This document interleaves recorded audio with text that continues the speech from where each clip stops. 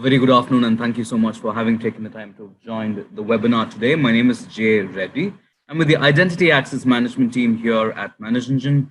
Here at Manage Engine, we've been consistently working for the last 120 days to put together solutions, especially for remote working. Along those lines, what we've done is we've built together custom portfolios for helping organizations that are working remotely, organizations that have been impacted by the pandemic, and how exactly can we help you through today's session is what we're going to try and understand. So guys, thank you so much for having taken the time. The session today is being recorded.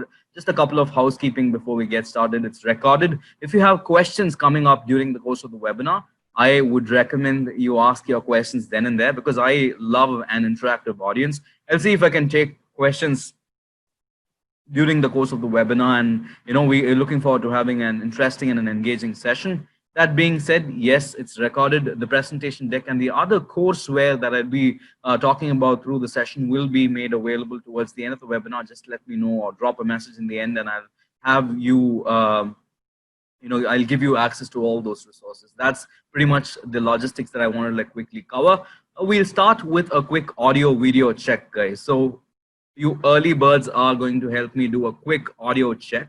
If you're able to hear my audio loud and clear, just put your hands up and I'd know that the audio is working fine. Use the hand raise button on your Zoom console to let me know that you're able to hear me clear. Wonderful, wonderful. Thank you so much, Jeff, Steve, Roger. Guys, thank you so much. The audio seems to be working fine. A quick check on the video too, guys. If you're able to see my screen that says how COVID-19 has changed business continuity planning for now and for the future.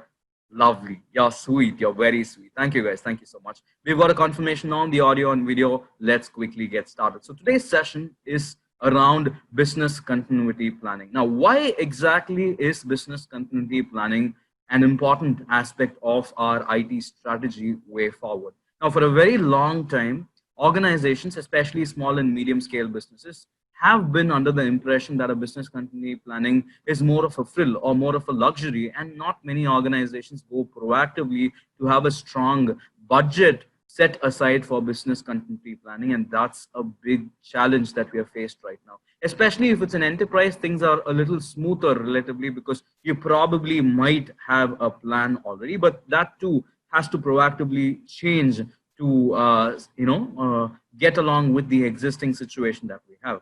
Now, as we speak, there are a lot of changes that have happened to how our infrastructure and our environments have been configured. So through today's session, what I'm going to do is I'm going to give you and share my real-time experience with organizations across the world. We've been helping organizations go remote, work from home, and how exactly are they defending their cybersecurity too along the way. We'll be talking about all those experiences.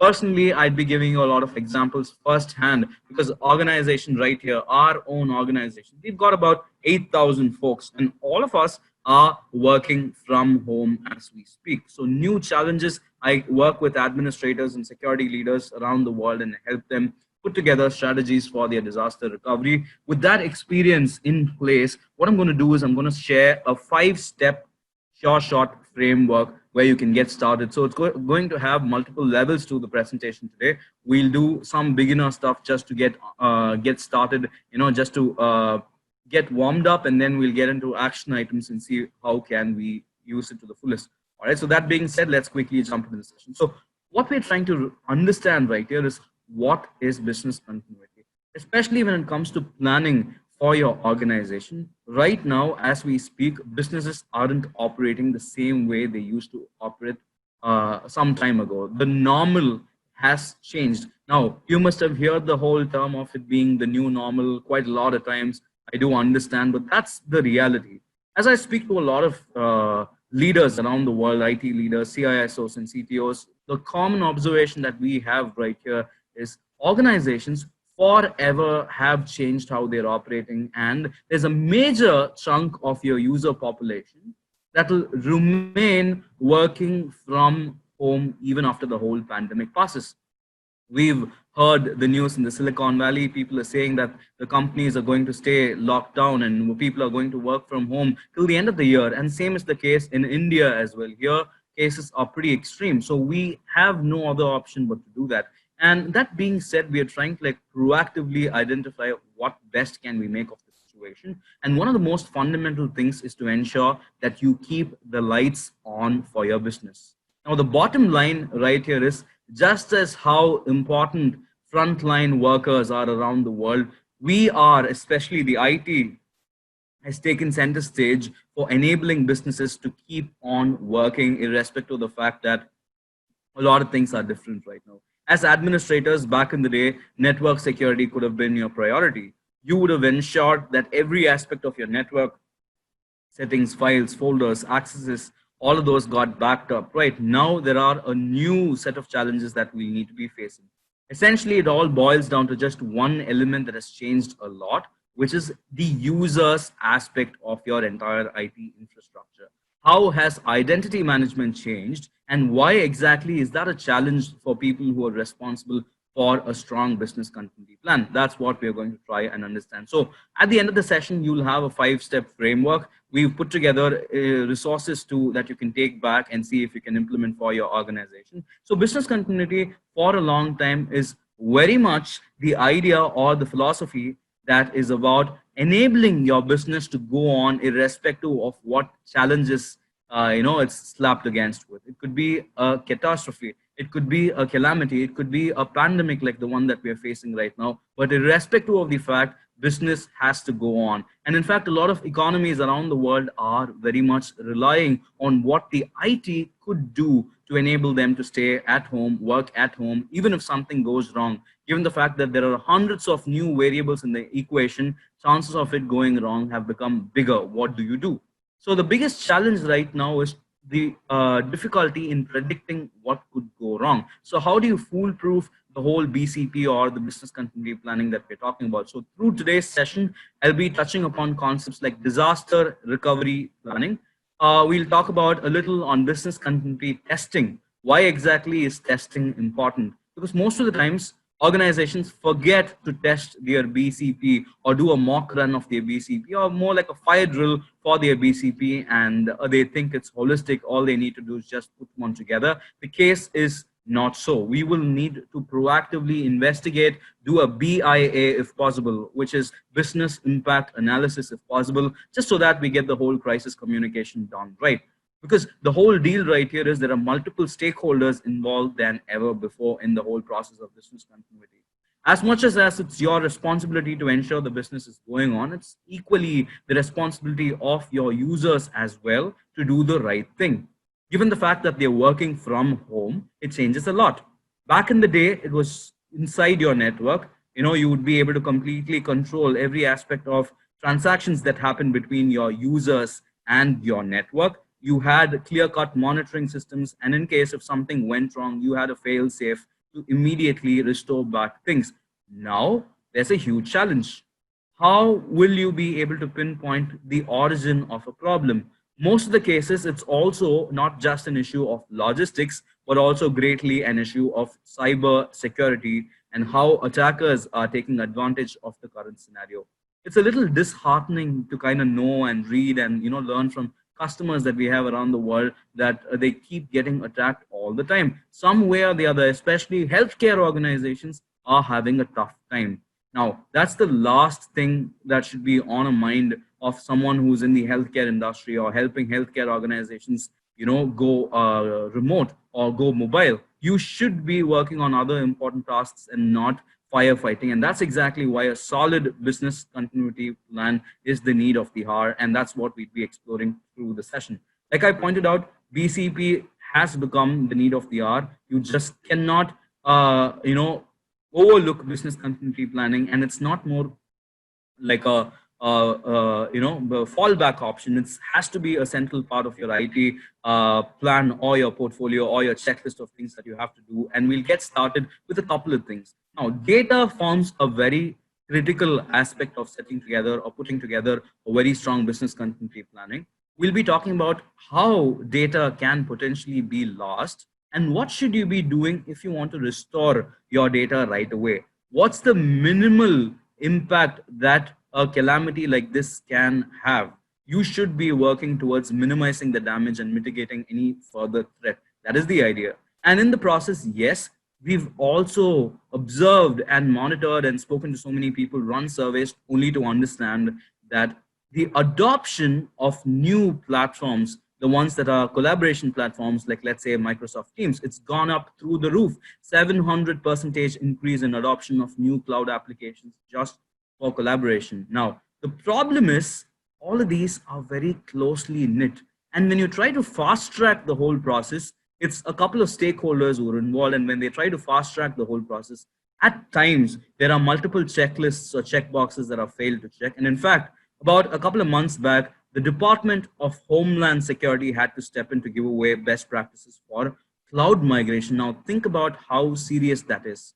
And it's becoming the norm. A lot of our users are just getting exposed to a lot of these applications. That means new provisioning, new configurations, a lot more to be backed up and made disaster recovery ready in the process. So we'll need to be consistently working on our new ways, working on methods and practices and processes, just to ensure that all these new capabilities that your users have, all the privileges that your users have, are put to the right use, but not coming back, biting right at you, and becoming a problem that you should be worrying about. So that's the whole idea right here. We are looking at putting together a very strong BCP. And what I've done is I've put together 5 key considerations that can effectively help you do a DRP. So a DRP and a BCP go hand in hand, a business continuity plan and a disaster recovery plan.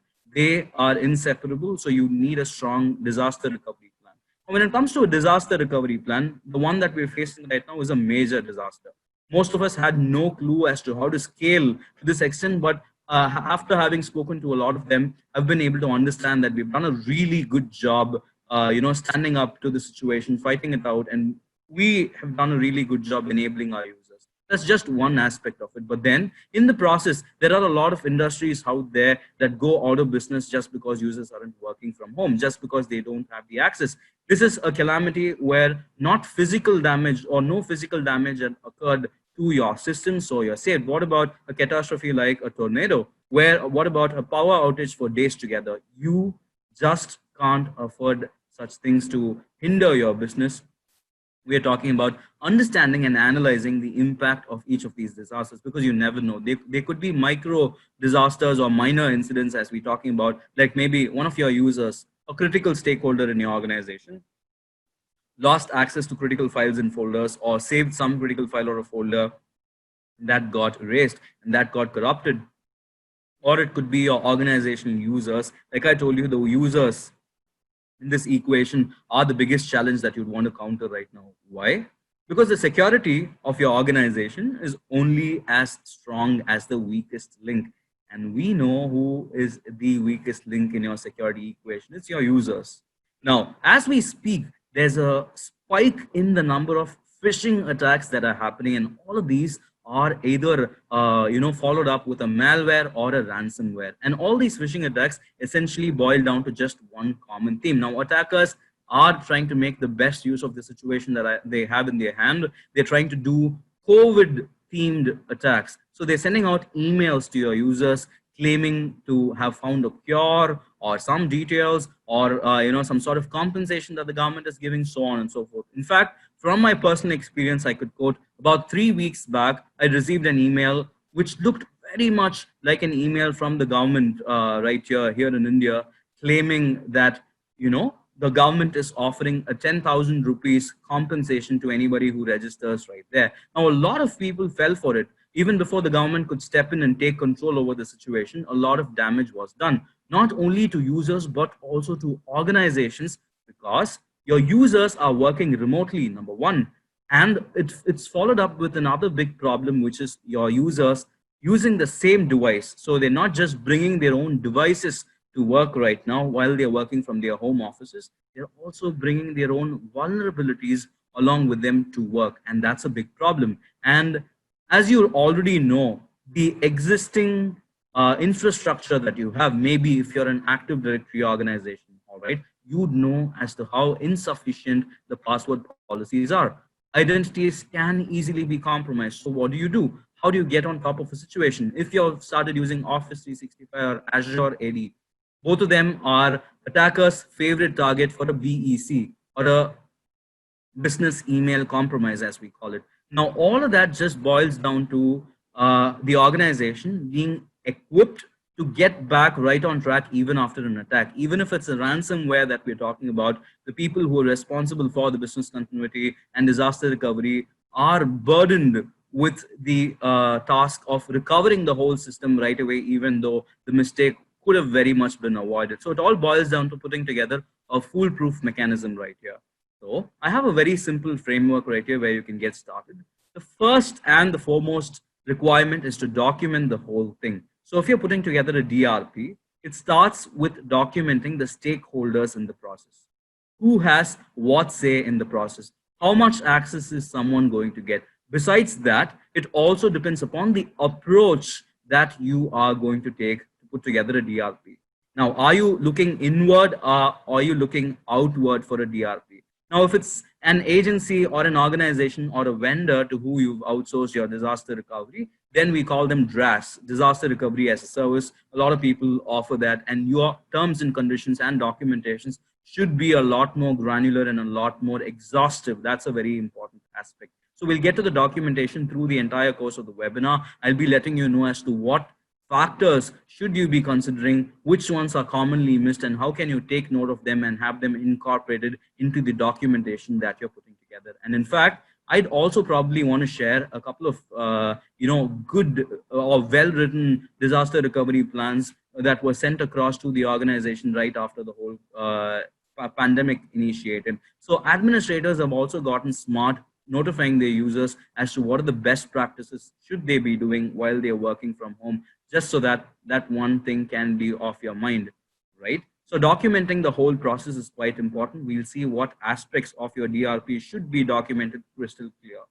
We'll go a little further and talk about how this can be the insurance for your business, because now there's a lot at stake. People understand that these are tough times, but still you have your customers to answer to. You have the data that you've stored in your systems, your files and your folders and your servers and your databases. How exactly are you planning to safeguard them in case of a trouble? Besides that, if some critical data is stolen, what do you intend to do? How do you intend to track? How do you intend to identify fraud, and how do you help them get out of the whole situation? So that is pretty important, and having a strong DRP does make a big difference and can come quite handy as insurance for your business. We'll be talking about that. So getting back on track ASAP is definitely the first and the most fundamental requirement of any strong disaster recovery plan. We need to be able to assess what we are faced against in terms of both the challenge, in terms of what's lost, and in terms of what's important to recover right after for your business to go on. It's all about business continuity, right? Just in case, if you can keep your lights on, all that matters for the very next moment or a couple of days after the whole issue is to just get your business back on track. That is quite important. We'll talk about that. And yes, machine critical data. So mission critical data, again, is something that you need to take into consideration. And for that, you'll need to have a very strong data access governance policy. You will need to know and be able to tag what's critical, what isn't, and take a call based on that. So how prepared you are for a disaster is quite important. The granularity with which you do the whole thing and the ability for you to document the whole thing and let the right stakeholders know, again, is equally important, because all we intend to do is to get back on our feet ASAP. So we were talking about how to get back on feet ASAP, right? So when we're talking about doing that, it's important that we know what we are fighting against. Now, there could be multiple reasons as to why you would need your disaster recovery plan to be initiated, or your BCP to come into the picture, take control, or if something goes wrong. It all starts with hardware in most of the cases. If you're talking about working remotely, and if the right maintenance is not done on those hardware, chances are pretty high that some server that is critical to your functioning goes down. So how do you get that back up? Do you have a backup for that is the question. When it comes to software, again, a lot of our users, maybe misconfiguration could be a big infodemic that could plague your organization right now. What could go wrong? Human error is absolutely one of the most important causes. It could be errors due to carelessness, or it could be an insider trying to give access to an outsider, or anything of that sort. Humans basically are the weakest link of this equation, because both software and hardware, to an extent, you can predict or kind of foresee as to what could go wrong and set up a plan. But in terms of human errors, it could come in different forms and sizes and shapes. You would never really know where to start or what to look for. So being able to acknowledge that and foolproofing the whole system is important. Yes, goes without saying, viruses or ransomware also are a major cause, and so is the case with natural disasters. So in these times, it is important for us to identify what is what and what is the reason, so that you can do a quick RCA or a root cause analysis, get to the bottom of it and start quickly fixing. Because major parts of a disaster recovery plan is to ensure that it doesn't repeat, or it doesn't, or the whole idea is to mitigate the damage as much as possible, right? Because I'm pretty sure you have a SIM solution or you have a security solution that will notify you when something goes wrong, but you'll need to be able to get back on track ASAP, and that's the idea. So with minimal loss of data, minimizing the whole downtime just so that your organization does not take a hit is the idea right here. And that's the reason why I'd want to call it the insurance for your organization. And when you're putting together a DR plan or a DRP, there are a couple of reasons that you'll have to have in mind. Now, these are basically for your boards and your management. So if you're a decision maker, great. If you're someone who wants to let your decision makers know, even better, because we are talking about data right here, and data, as we all know, is the new oil. We're talking about if a customer information being lost, paying up multi-million dollar fines just so that as a part of a regulation, like let's say CCPA, right, the California Consumer Protection Act, or it could be the HIPAA, or any of those arrangements that are there already in place that primarily require you to ensure that your customer data is safe. And there's also the reputation of your business at stake. We cannot afford to lose customers right now, because as such, business around the world is difficult. And the last thing that we want to have in our mind is a bad reputation just because we fell victim for a ransomware or something of that sort. So getting back on track, ensuring business continuity, letting your inside users or your internal users or your employees to be able to access your systems even if something goes wrong, and getting back on track ASAP is the idea right here.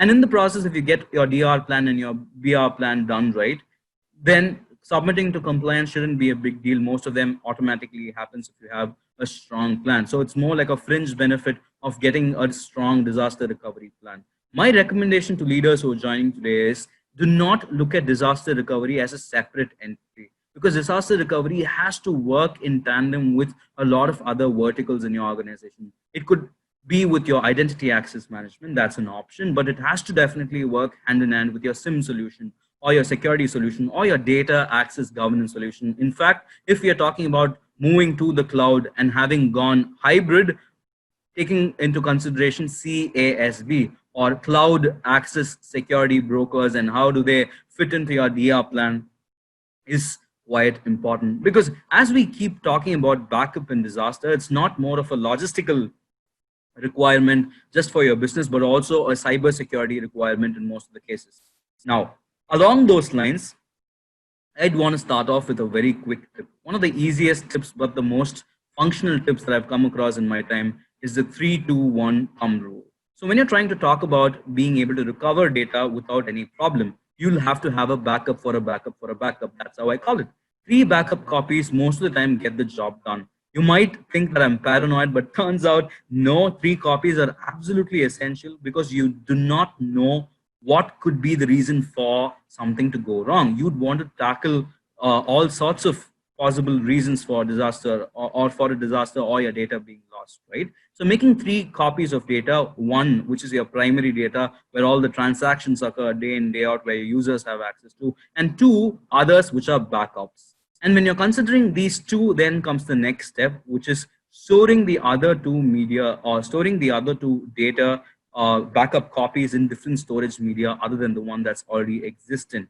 What if there's a service outage in one of the media? If you're storing your data online or on-prem and you have all the copies stored in the same media and the whole thing went down, if it's a hardware failure, we cannot afford to do that, right? We need storage media of different formats to save our data, and you can be quite smart doing that. You have a lot of options these days. You can store them on a public cloud like a GCP or an AWS, do your backups right there. Very much possible, various platforms available right there, but do please look at backing them up like that. And the last point, which is the last recovery, one of the three recoveries, which is not your primary recovery, has to be stored in a different physical location, off-site, preferably within your country. If outside your country, even better. But there are lots of regulations and compliance requirements that require you to keep them inside your country. So do look for an off-site solution that is not inside your premise. Look for maybe cloud storage that's a little extra safer. Do take into consideration that you get also to determine the criticality of the data and where you save. So my suggestion to you would be to do the 3-2-1 rule. If all else fails, you'd still have one copy at any given cost and at any given point in time to work in your favor. If the hardware failure is your problem, then you'd have other media from where you could recover. If there's a physical calamity that destroyed your servers on your premise, you'd have a different on-site, off-site location from where you can recover your data. That is the idea right here. So preventing valuable data from being lost is a very critical aspect of disaster recovery planning. So that is another recommendation that I have for you today. Now, there are a couple of factors that most of the organizations around the world tend to overlook when they are backing up their data. Now, this is quite common because of the fact that there's little know-how around or importance associated with VR, and this is quite critical. Now, we're talking about tolerance of data loss, which is mostly overlooked. When you're putting together a DR plan, and especially you're doing your documentation, it is absolutely recommended to very clearly state how long can your business sustain without that said critical data. In case of an emergency, in case of a data outage, how long can you sustain and how long can your business basically stay resilient to the whole problem or tolerate the damage is the question right here. I've known a lot of businesses that go totally out of business within a couple of days since they're hit with an attack or their data is lost. They just can't recover out of this, or the whole cost of recovering out of this ends up being much more than the business itself. So we are talking about being able to stay on top of the system, being able to evaluate proactively as to what is critical data for our organization and how long can we sustain and what do we need to recover right away. And that's an important aspect that gets overlooked a lot of times. We just are focused towards backing up the whole thing, but then we forget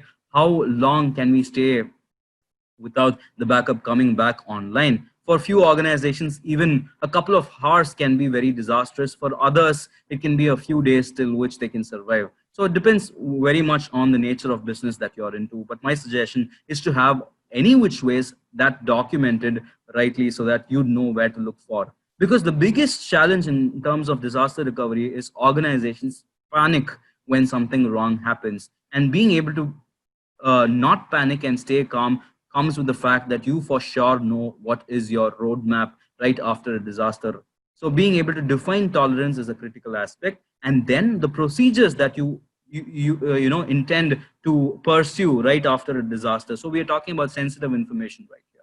This could be organizational information, your user information, or your customer information, and depends on what format of disaster recovery service are you availing, whether it's inward or outward, your procedures change drastically. Now, if you're looking at outsourcing your disaster recovery to a vendor outside, then you'll have to have very clear documentation for a service level agreement that says this is how much time they can take to get your systems back and up. And you will also need to define who has what level of accesses and data security that is associated with them being the data handler, as we call it. What levels of privileges do they have? What can they look into, and what part of it is encrypted? The whole deal around that is also quite important. If it's an inward-facing setup, then it's a little less. There's little less red tape right here. We are trying to handle sensitive information, so the right stakeholders need to be informed, and that also needs to be accounted for. So who gets on site first to get the whole thing fixed is again a question that you need to be asking yourself. Which members of your team, who is going to do that? Defining clear-cut procedures and as to what are the steps that you need to do right after something goes wrong is very important. Now, data, again, like I pointed out, as much as it is important, it is equally important for you to also classify your data. you wouldn't want to spend a lot of time to get online, right? To get back on track, right? Now, when you try to get all your data recovered, that's going to take some time. Now, you should be able to pinpoint to those that are mission critical. Now, mission critical data is essentially data without which you cannot operate. So we'll be talking about classifying the data also in a bit, but the cost of treating all data as mission critical can be pretty high. And that's the point that I want to drive home. Do not treat all your data equally. There are certain formats of data or certain, it could be intellectual property, it could be your identity access data, it could be your user data, certain data that is much more important than the other. So tag them right and focus on retrieving them first, and you can look at retrieving the others which are non-critical a little later. So if you treat all of that mission critical, you'd prioritize all of them same, and you'd end up having TBs of backups. You wouldn't even really know where to start. So that's the idea. So these are certain factors that are overlooked, because there's this myth right outside saying every aspect of your disaster recovery, data backup plan should be around taking as much as backup as possible, which isn't the fact. So you will have to sit with your stakeholders to know what is important. Most of the times, a lot of data can probably have a validity of a year or two, and you probably want to let go or purge the data that's not required. And being able to identify what's mission critical can be the game changer for you. So another recommendation that I have for you along those lines is being able to establish clear objectives. Now, I was talking about a 5-step framework, right? The first one is to establish a very clear objective for your recovery. Now, where do you start? Now, you will have to sit with your stakeholders for this to understand how long can your business cope up if there's an outage. You'll need to sit with business leaders to find this out, and that will help you determine the RTO and the RPO. There is a recovery time objective and your recovery point objective, both of which again are cornerstones recovery metrics. So we're talking about RTO, which is the time objective, which it's basically the length of time that you can afford for your business operations to be down. So how long can your business or your data stay out of order, but you can still sustain and your business isn't going to take a major financial impact, or whatever is advisable is the question right here. So ideally, any organization should have a very short RTO. Recovery time objective has to be as minimal as possible, because that's how we intend to run businesses. We can't have a long RTO and not back up or recover our systems from damage ASAP. That's something that you can have in mind. Again, same is the case with the recovery point objective. Now, the quantum of data, or how far do you want to go back with respect to a restore point, and how much of it do you need, is the recovery point objective.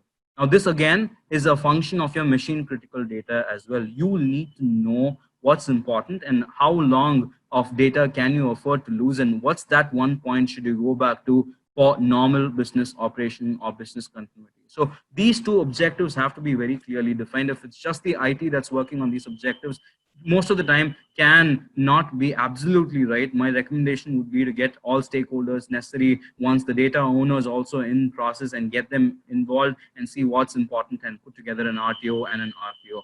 Just for your sake of understanding, what I've done is I've put together a simple diagram right here. Right after the failure, there are only two things that you need to look at. How long can you hold or resist or be resilient to damage because of the disaster? How long can your business survive? And the other objective is the RPO, which is how far should you go since the last backup. So from a cost standpoint, your last backup and how far it goes again is a very critical factor. And even from a productivity standpoint or agility standpoint, your recovery point object should also be quite close. So all that we are asking for you to do is to work towards a future where your RPO and RTO are as close as to your failure point. So being able to get back on track with minimum leverage that's outward. So do not be dependent on outward systems. The moment you can be free of that, then it makes it all the more easy for you to have a short RPO and an RTO. That's the whole deal right here with RPO and RTO. Now, this is very indicative. It might vary based on business to business. You might have a different use case, but then this is just a recommendation that I have for you. In organizations eventually will end up getting to a point where RPO and RTO are lower. And how organizations, as we see, a lot of industries now have become tech companies. you'd be surprised as to how agile a lot of companies have done and have used this opportunity as a business transformation or an IT digital transformation opportunity while users are not around. So this is a good time for you to set up and re-evaluate your RPO and RTO if you already have one. That being said, again, it all boils down to data.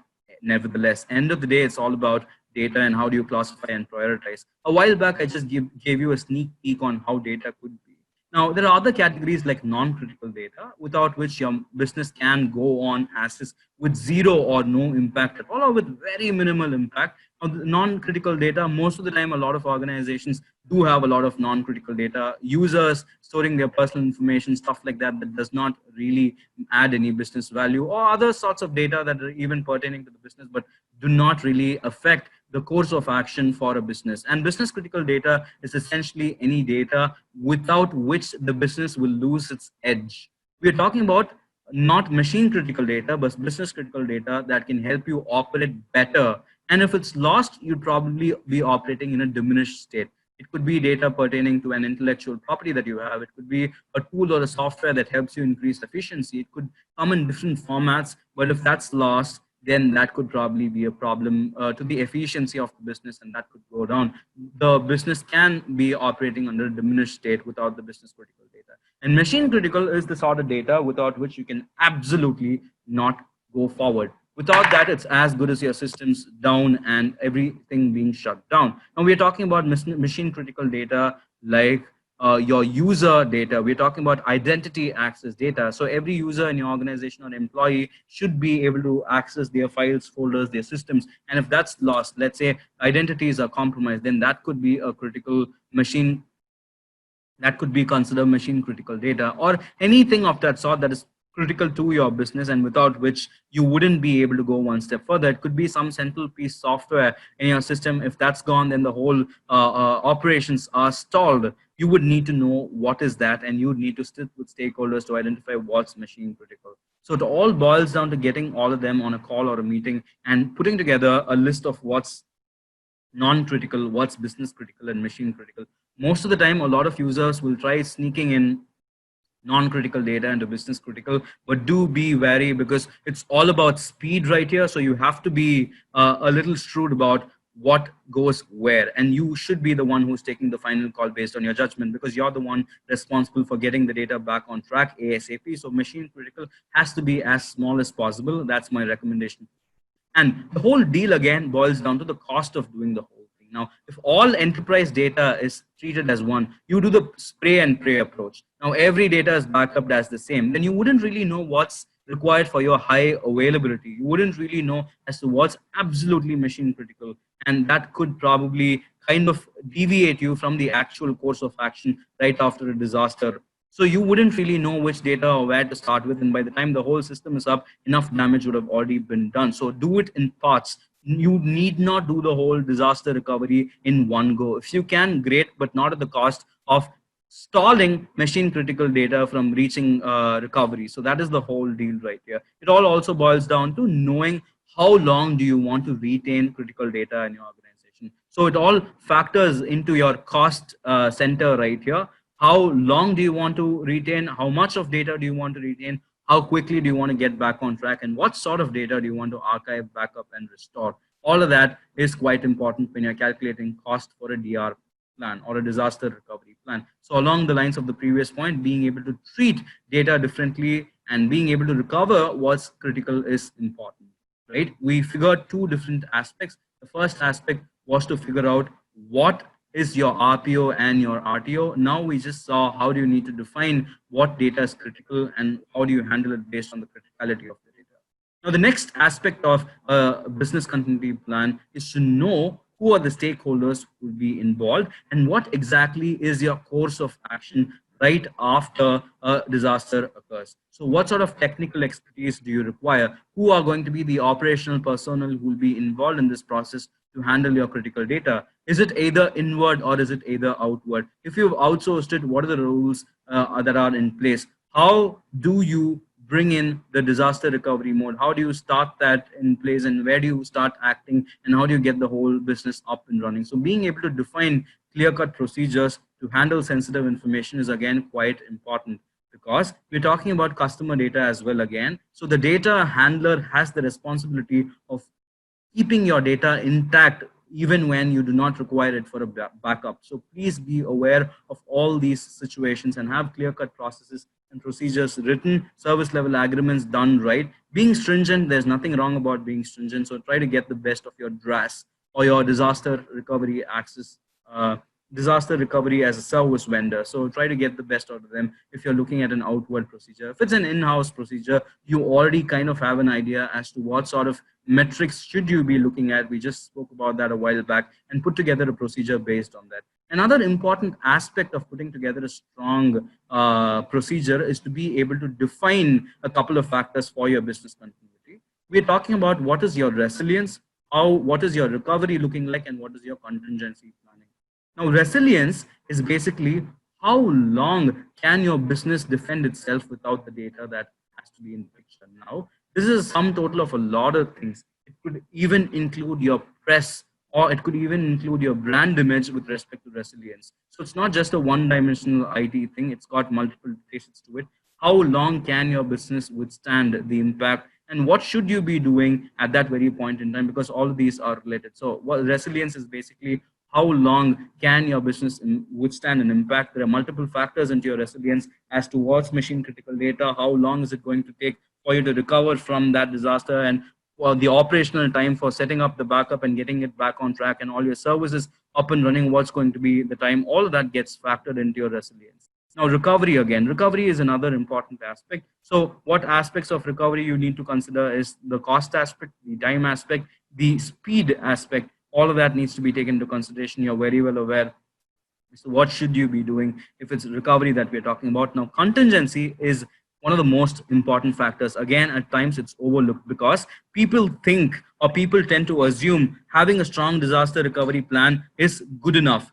But my point right here is, do have a contingency even for your strong disaster recovery plan. Not having that can probably hurt you because you weren't prepared for it. The whole idea of business continuity and disaster recovery is to be prepared, right? So a contingency or a plan B, just in case if all else fails, what do you do? That is quite important. So setting and putting together a contingency plan, both in terms of a brand, both in terms of a business, and in terms of how you get your data back on track. So having a contingency plan is quite important. And if you are someone who wants to adopt the 3-2-1 rule, you're already data contingent, you're already data, you have a plan B for your data security. For processes, you'll need to definitely work along with your teams to figure out what works best. So contingency is an important aspect. Having a plan B for your disaster recovery is quite important. Along those lines, later in today's presentation, I'll tell you as to how to vet a contingency plan. How do you identify if your contingency plan is good enough? I'll talk about that in a while. Before that, there are a couple of things like CCPA, GDPR, FINRA, HIPAA, all of these regulations that all require you have standards and rules that want your data to be governed and your DAG or data access governance to be strong as possible. You need to have clear-cut, transparent policies that define and integrate your DRP as the central piece of all these data security plans. Now, having a strong DRP can help you save a lot of trouble. In fact, even in CCPA or the California Consumer Prevention Act, right, you have the whole data around, or the opportunity for what's called a blue pill. A blue pill is basically when you can, let the constitution or the body that is evaluating or the law, give us know that you had a strong DRP in place. You had taken all the attempts and the measures in place to ensure data security. And on top of it, still the data got lost. You'd get some sort of leverage right there. And whatever fine you'd probably be ending up paying can get considerably reduced. And this is probably one of the loopholes that a lot of organizations, especially the big ones dealing with consumer data like Facebook and Google, are piggybacking on, because they have a very strong DRP in place and they're looking at it, even if data at some level is lost or compromised, they'd still be able to rebut with this aspect. But then you'll have to put it to a positive use. You can very much have a strong DRP and see what you can do with respect to these regulations. Besides that, at a surface level, yes, strong data protection is important because consumer data, again, has become central piece for all these compliance regulations. If you're doing business with the Europe, GDPR comes in the picture. That demands you to have a strong disaster recovery planning and have all of that accounted. A lot of organizations doing business with the Europe, they'd have a strong data regulation act that will tell them as to what vendors are required to evaluate to check if they have a DRP plan, and then having that handy can really help you get business as well. So your business leaders might be interested in your business business continuity plan or your disaster recovery plan. The landscape is changing. So is the case with how it's operating in this era of remote working. A lot of new variables in the picture. So being able to do a strong and straightforward quick DRP is important. So we were talking about identifying potential threats a while back, right? We figured there could be multiple directions from which the whole problem can start, and being able to narrow down to what was the root cause or the pivot point is quite important most of the times. Because, if it's a calamity, if it's a natural disaster, you kind of know what to do right there at that point in time. You have your backups. What if it's an attack? What if it's a cybersecurity problem that we're talking about? It could be overwhelming in most of the cases if you do not have a strong DRP in place. Now, that's the reason why I requested you to have your DRP and SIM working hand in hand, because we are talking about being in the know. We're talking about being able to avoid as much as this as possible. If it's human error, you'd be able to quickly narrow down if you have a strong auditing solution. So every aspect of your user access, identity, privilege has to be audited. Every transaction needs to be accounted for. Let's say if there's probably a wrong GPO that's configured. Now your users can, an administrator account or a service account that had the privilege, some mistake was done in the error and then GPO was wrongly deleted, or some aspect of your software got corrupted, you'd be able to pinpoint what went wrong because you had a strong change auditing solution in place. And since you'd also have that integrated with your recovery solution, you'd be able to just focus micro target on that aspect of the infrastructure and just recover that alone. So that helps you get back on track rather than like figuring out what to recover and recovering the whole thing or restoring the whole thing to a initial restoration point. It makes sense for you to be able to pinpoint, get granular and say where exactly was the root cause, and let me address just this root cause and get going forward if it's a human error. If it's a cyber attack, we keep hearing about how organizations go under a lot of pressure because of a ransomware. Now, 2019 was a field year for ransomware, and 2020 is unfortunately also turning out to be a field year for attackers, gaining access to accounts of users working from home via phishing attacks. Now, all these scams that I just spoke about during the introduction today, all those are real. And the worst part is organizations are taking longer time to detect that an attacker is inside the organization exfiltrating data than ever before because of all the chaos, of all the noise, of all the chatter and clutter that's there in your environment as your users are working remotely. Multiple access requests keep flooding in day and day out, and how exactly can we go about doing this again? So a strong IAM solution and a strong SIAM integration can help you. In fact, if I were to give you one extra recommendation, just some free advice right here,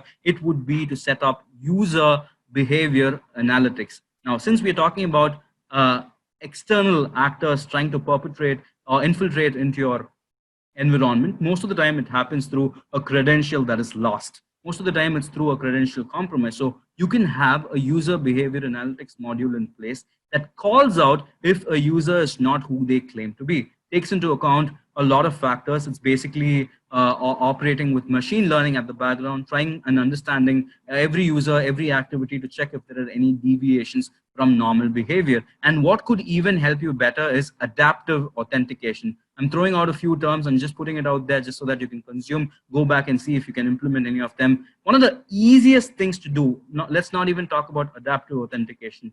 Majority of your identity security problems are going to be a thing of the past if you just implement multi-factor authentication. Now, multi-factor authentication can do a great good. Even if you're like someone who just moved to Azure AD or is using Office 365, you can very much start implementing it with Microsoft Mobile Authenticator. It's absolutely free, and you can get your users all onboarded in no time. So when it's about cyber attacks, it is equal parts important for you to be proactive, not just reacting to the situation with the DRP, but also being proactive with a strong security posture.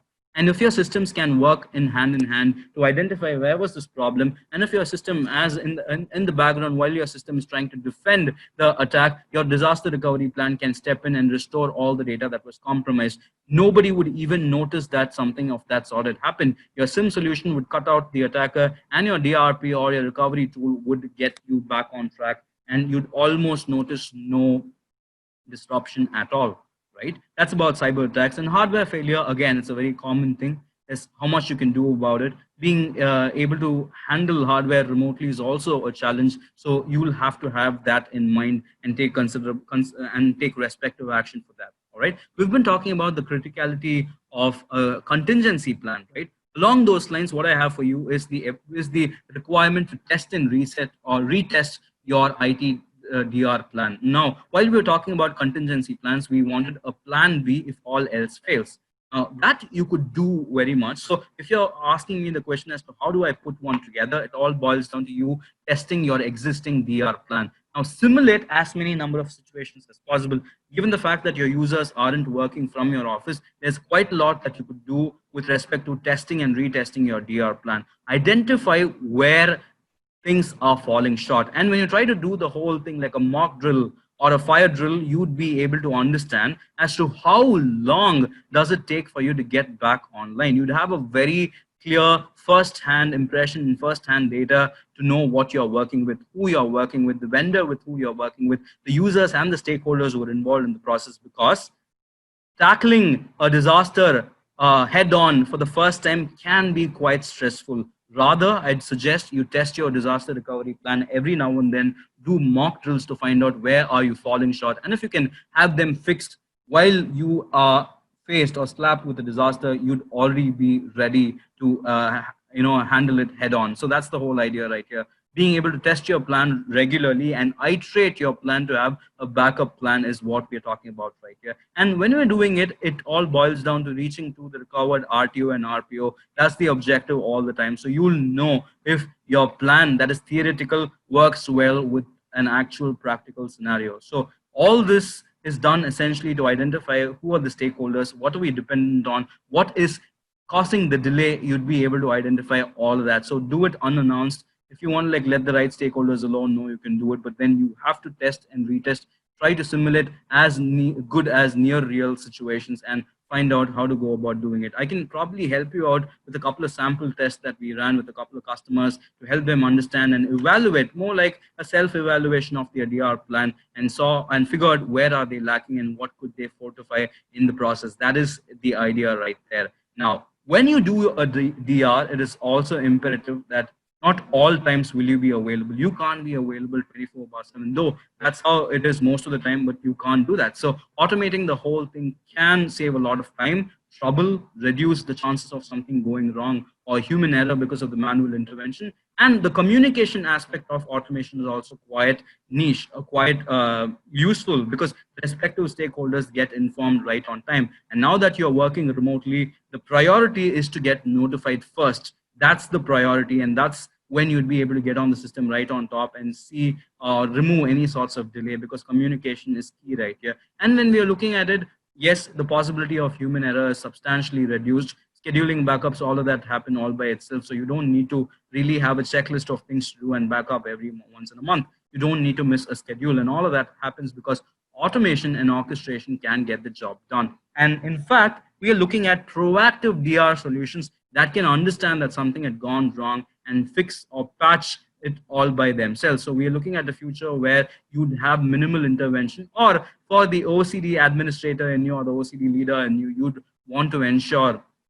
that you wouldn't really get the whole thing automated, but to an extent have a workflow in place where it takes your approval first and then gets the automation kick-started. You can do that as well. So the whole idea is to equip yourself with the right tools, start looking outward, because your existing native systems, it's impossible to do a proper DR plan. A lot of these situations with respect to Active Directory or Office 365, they come with default limitations as to how long do they store data and stuff like that. So you will need to prioritize and you'll need to look for solutions outward. And if you can get all of these under one platform, multiple aspects of your systems or your data, there are multiple touch points, right? Your identity access management, your network security settings, so on and so forth, that need to be backed up. And you would need to know how do you do that under one single platform. That's the trick right here. And if you can streamline the whole process with automation and also let the right stakeholders in, because DR is incomplete without the right stakeholders in, and it can't be just you who's doing the entire weightlifting all the time, right? You need a couple of people working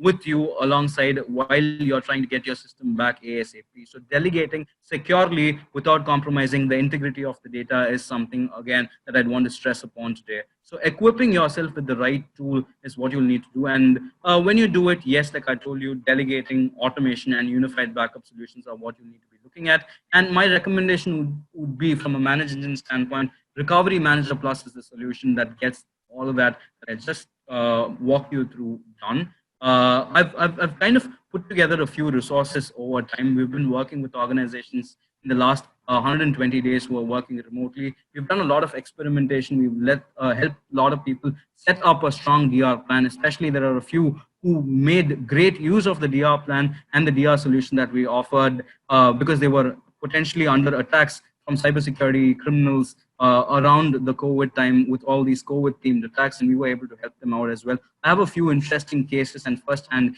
case notes, just in case if you'd be interested in knowing what was our approach and how did we put together a disaster recovery framework. You have my email ID right on top of your screen. So please do make a note and drop me an email, or anything for that matter pertaining to identity access management, cybersecurity, or a strong disaster recovery planning. You know my address and you can always reach out to us. We have a team of about 200 people who are working proactively just to help remote organizations scale, remote organizations keep the lights on. So if you need any help, don't hesitate. Please do reach out to us and we'll be more than happy to help you guys.